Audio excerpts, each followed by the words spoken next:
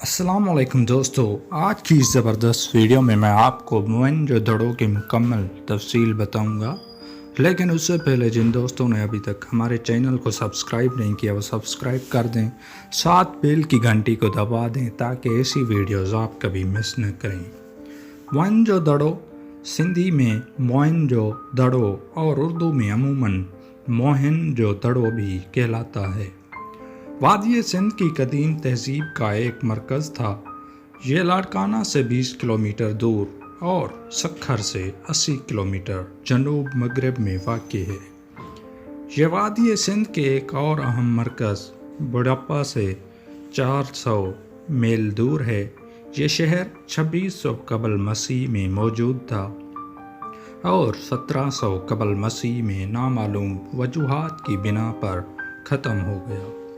تاہم ماہرین کا خیال ہے کہ دریائے سندھ کے رخ کی تبدیلی، سیلاب، بیرونی حملہ آور یا زلزلے اہم وجوہات ہو سکتی ہیں۔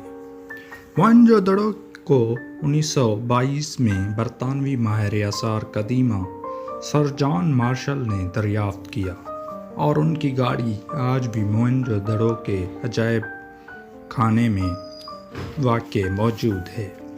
لیکن ایک مکتبہ فکر ایسا بھی ہے کہ جو اس تقرر کو غلط سمجھاتا ہے اور اس کا کہنا ہے کہ اسے غیر مسلم ہندوستان کے ماہر آثار قدیمہ آثار کے SR کے بھنڈرے نے 1911 میں دریافت کیا تھا۔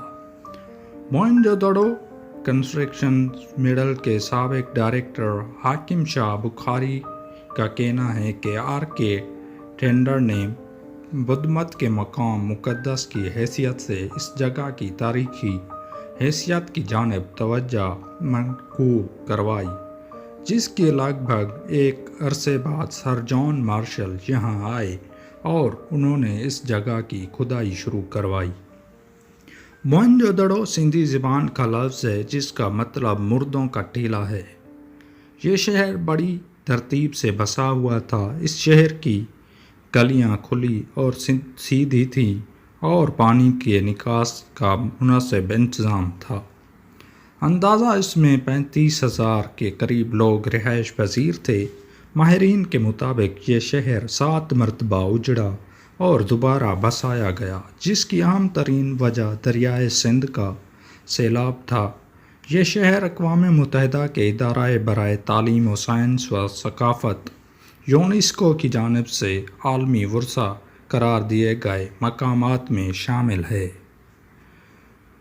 تو دوستو، یہی تھی آج کی ہماری چھوٹی سی انفارمیٹیو ویڈیو۔ اگلے ویڈیو تک اپنا خیال رکھیں۔ اللہ حافظ۔